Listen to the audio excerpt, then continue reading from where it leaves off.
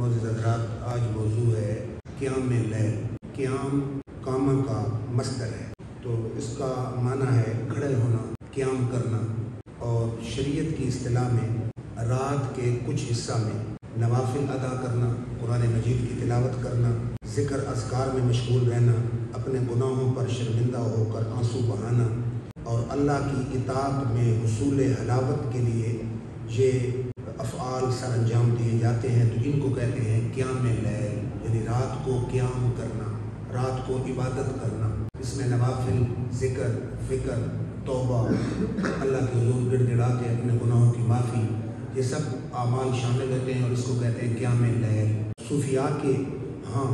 اس کی بہت زیادہ اہمیت ہے، یعنی قلب کی صفائی، قرب خدا بندی، اللہ کی محبت کے حصول اور اللہ کی نزدیکی کے لیے اس قیام لیل سے بڑھ کر کوئی اور عبادت نہیں۔ جتنے بھی صوفیاء ہوئے ہیں وہ سب اس قیام لیل میں ضرور وہ حصہ اپنا ڈالتے رہے، بلکہ کئی اولیاء بھی میں عرض کروں گا کہ جو ساری رات اللہ کی عبادت کیا کرتے ہیں۔ اب قرآن مجید میں بھی اللہ رب العزت نے اس رات کی عبادت کا کافی جگہ پر تذکرہ فرمایا ہے، اور حدیث شریف میں بھی اس رات کی عبادت کا بہت زیادہ حضور صلی اللہ علیہ وسلم نے ذکر فرمایا۔ اب پہلے ہے قرآن، فرما ان ناشئۃ اللیل ہی اشد وطئا واقوم قیلا، یہ قرآن کی ہے۔ بے شک رات کا اٹھنا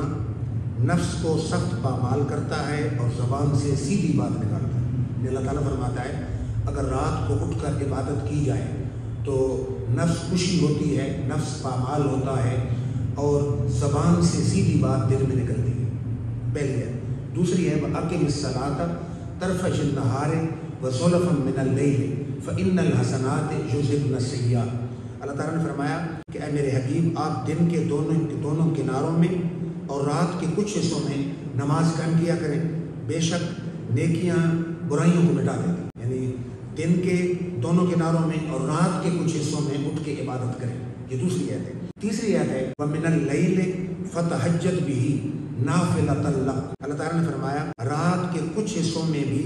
قرآن کے ساتھ نماز تہجد پڑھا کریں۔ حضور صلی اللہ علیہ وسلم کو حکم ہے کہ نماز کے کچھ حصوں میں قرآن کے ساتھ نماز تہجد پڑھیں، یہ خاص آپ کے لیے زیادہ کی گئی ہے۔ یہ ذہن میں رہے کہ حضور اکرم صلی اللہ علیہ وسلم پر تہجد فرض تھی، امت پر تو حضور نے فرمایا نا کہ اگر میں امت پر مشقت نہ سمجھتا تو تہجد کو فرض کر دیتا، لیکن حضور صلی اللہ علیہ وسلم کی ذات پر 5 نمازیں وہ بھی فرض، اور وہ تو ہر ایک پر فرض ہیں، حضور صلی اللہ علیہ وسلم پر بھی فرض ہے، لیکن رات کی تہجد جو تھی وہ بھی حضور پر فرض تھی۔ اور پھر چوتھی آیت ہے فرمایا وَمِنَ اللَّيْلِ فَسَبِّحْهُ وَأَدْبَارَ السُّجُودِ۔ اللہ تعالیٰ نے فرمایا رات کے بعض حصوں میں اللہ کی تسبیح کریں، اور سجود نمازوں کے بعد، یعنی نمازوں کے بعد بھی اللہ کی تسبیح کریں، اور رات کے کچھ حصے میں بھی اللہ کی تسبیح کریں، یہ حضور صلی اللہ علیہ وسلم کو اللہ تعالیٰ حکم دے رہا ہے۔ اب دیکھیں نا کتنی آیتیں آ رہی ہیں، ان سب میں اللہ تعالیٰ رات کی عبادت کا تذکرہ فرما رہا ہے۔ پھر فرمایا وَمِنَ اللَّيْلِ فَسَبِّحْهُ وَأَدْبَارَ النُّجُومِ، اے میرے حبیب رات کے اوقات میں بھی اس کی تسبیح کیجیے، اور جب ستارے چھپ جاتے ہیں اس وقت بھی اللہ کی تسبیح کیجیے۔ اب چھٹی آیت ہے وَالَّذِينَ يَبِيتُونَ لِرَبِّهِمْ سُجَّدًا وَقِيَامًا۔ اللہ تعالیٰ فرماتا ہے میرے ایسے بھی بندے ہیں جو رات کو کبھی سجدے میں ہوتے ہیں اور کبھی قیام میں ہوتے ہیں، اور ساری رات ان کی یوں ہی گزر جاتی ہے۔ پھر اللہ تعالیٰ ایک اور آیت میں فرماتا تَتَجَافَىٰ جُنُوبُهُم مِّنَ الْمَضَاجِعِ يَدْعُونَ رَبَّهُمْ خَوْفًا وَطَمْعًا، ان کے پہلو یعنی سائڈیں، پہلو خواب گاہوں سے جدا رہتے ہیں، اپنے رب کو خوف اور امید کی کیفیت میں پکارتے ہیں، یہ بھی رات کی عبادت کا تذکرہ ہے۔ پھر اللہ تعالیٰ فرماتا ہے کانوا قلیلا من اللیل ما یہجعون وبالاسحار هم یستغفرون، فرمایا وہ راتوں کو تھوڑی دیر سویا کرتے ہیں، یعنی میرے ایسے مقبول بندے ہیں جو راتوں کو صرف تھوڑی دیر سوتے ہیں، اور رات کے پچھلے پہر میں اٹھ کر اللہ سے اپنی مغفرت طلب کرتے ہیں۔ تو حضور اکرم صلی اللہ علیہ وسلم کا جہاں تک آپ کی ذات والا صفات کا تذکرہ ہے، آپ رات کو اتنی عبادت کرتے تھے کہ آپ کے پاؤں مبارک پر ورم آ جاتا تھا، پاؤں مبارک سوج جاتے تھے۔ تو قرآن میں اللہ تعالیٰ نے فرمایا ان ربک یعلم انک تقوم ادنی من ثلث اللیل، کہ اے میرے حبیب آپ کا رب بے شک جانتا ہے کہ آپ 2/3 رات کے قریب، ونصفہ نصف رات کے قریب، وثلثہ اور کبھی 1/3 رات کے قریب قیام کرتے ہیں۔ فرمایا طائفۃ من المؤمنین من الذین معک، اور آپ کے ساتھ مومنوں کی ایک جماعت بھی ہوتی ہے۔ اللہ تعالیٰ جانتا ہے کہ اے میرے حبیب آپ رات کے 2/3 کے قریب، 2/3 رات گزر جائے، کبھی آدھی رات کے قریب، کبھی تیسرے حصے رات کے قریب آپ عبادت کرتے ہیں، قیام کرتے ہیں، اور آپ کے ساتھ مومنوں کی ایک جماعت بھی قیام کرتی ہے۔ پھر حضور صلی اللہ علیہ وسلم نے جب جاگنا شروع کیا، پاؤں مبارک پر ورم آیا۔ اب یہاں فرق دیکھیں، عام آدمی ایک مسلمہ گو، ولی، غوث، قطب، ابدال اور اللہ کے رسول کا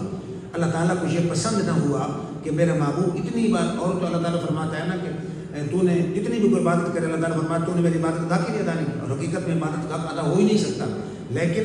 حضور صلی اللہ علیہ وسلم کا چونکہ اللہ کے ساتھ محبوب و محب والا تعلق ہے، اس لیے جب حضور جاگے، شب بیداری فرمائی، آپ کے پاؤں پر ورم آیا، تو اللہ نے پھر آیت اتاری، فرمایا یا ایھا المزمل، اے کملی کی جھرمٹ مارنے والے میرے حبیب، قم اللیل الا قلیلا، رات کو کھڑے ہو لیکن تھوڑا، نصفہ اب انقص منہ قلیلا، آدھی رات کھڑے ہو یا اس سے کم کر لیں، اور زد علیہ، جس پر زیادہ کر لیں۔ مقصد یہ ہے کہ میرے حبیب اتنا زیادہ بھی نہ عبادت کریں کہ آپ کے مبارک پاؤں پر ورم آ جائے، یہ بھی ہمیں پسند نہیں۔ یہ تو پسند ہے کہ آپ ہماری عبادت کریں رات کو، لیکن اتنی زیادہ عبادت بھی نہ کریں کہ آپ کے پاؤں مبارک پر ورم آ جائے۔ آدھی رات کریں، اس سے کم کر لیں، کچھ زیادہ کر لیں، لیکن آپ کے پاؤں پر ورم جو ہے وہ ہماری طبیعت کو پسند نہیں۔ یہ تو آیات تھی، اب آئی احادیث۔ حضور اکرم صلی اللہ علیہ وآلہ وسلم نے فرمایا کہ رات کو ایک گھڑی ایسی ہوتی ہے کہ جس میں کوئی مسلمان اللہ سے دنیا آخرت کی جو بھی دعا مانگے اللہ وہ دعا قبول فرمائے۔ رات ساری میں ایک گھڑی ایسی ہوتی ہے کہ کوئی مسلمان دنیا اور آخرت کی جو بھی دعا مانگے، قبولیت کی گھڑی ہوتی ہے، اللہ تعالیٰ اس کو قبول فرما لیتا ہے۔ اور دوسری حدیث ہے، یہ ترمذی شریف میں ہے، حضور صلی اللہ علیہ وسلم نے فرمایا رات کو قیام اپنے اوپر لازم کر لو، چاہے 4 رکعت نماز نفل پڑھ لو، 2 رکعت نماز نفل پڑھ لو، یہ تو میں کہہ رہا ہوں نا۔ حضور نے فرمایا رات کا قیام اپنے اوپر لازم کر لو کہ وہ تم سے پہلے نیک لوگوں کا طریقہ ہے۔ حضور نے فرمایا یہ صرف اس امت کا نہیں، پہلی امتیں جو تھیں ان میں بھی جو نیک لوگ تھے ان کا طریقہ تھا کہ رات کو جب دنیا سو جاتی تھی وہ رب کی عبادت کرتی، تو رات کی عبادت حضور نے فرمایا تم سے پہلے بھی نیک لوگوں کا طریقہ تھا، اس عبادت کو اپنے اوپر لازم کرو، اور تمہارے لیے یہ قرب خداوندی کا ذریعہ ہے، یعنی رات کی عبادت کرو گے اللہ کو قرب ملے گا۔ اور تیسرا جملہ سنیں، اور فرمایا یہ برائیوں کو مٹانے والا ہے، یعنی رات کی عبادت کریں خود بخود برائیاں مٹ جائیں، اور فرمایا برائیوں سے روکنے والا بھی ہے، یعنی رات کا قیام برائیوں کو مٹا بھی دیتا ہے اور برائیوں سے بندے کو روک بھی دیتا ہے۔ پھر اس سے بڑھ کر حدیث ہے، حضور اکرم صلی اللہ علیہ وسلم ایک دن تشریف فرمائیں جو مسند امام احمد کی حدیث ہے، ایک صحابی نے کہا ان فلانن یصلی باللیل، یا رسول اللہ فلاں آدمی جو ہے نا رات کو عبادت کرتا ہے، فاذا اصبح سرق، اور جب دن ہوتا ہے چوری کرتا ہے۔ عجیب بات ہے، رات کو اس کی عبادت کرتا ہے اور دن کو چوری کرتا ہے۔ اب حضور صلی اللہ علیہ وسلم کا جملہ سنیں، آپ نے فرمایا انہ سینھاہ ما تقول، اے میرے صحابی تو جو بات کہہ رہا ہے نا، اگر یہ رات کی عبادت کرتا رہا تو دن کی چوری سے رات کی عبادت اس کو منع کر دے، یعنی تم نے کہا ہے کہ رات کو عبادت کرتا ہے دن کو چوری کرتا ہے۔ حضور صلی اللہ علیہ وسلم نے فرمایا اگر وہ رات کی عبادت کرتا رہا تو رات کی عبادت کے صدقے وہ دن کی چوری سے بھی رک جائے گا، یعنی رات کی عبادت اس کو دن کی برائی سے روک دے گی۔ تو رات کی عبادت کا ایک فائدہ یہ ہے کہ اللہ کا قرب حاصل ہوتا ہے، دوسرا فائدہ یہ ہے کہ برائیوں کو مٹا دیتی ہے، اور تیسرا فائدہ یہ ہے کہ اگر انسان کو برائی کرتا بھی ہے دن میں تو رات کی عبادت میں یہ اثر اور برکت ہے کہ رات کی عبادت کی برکت سے آہستہ آہستہ دن کی برائی سے بھی رک جائے۔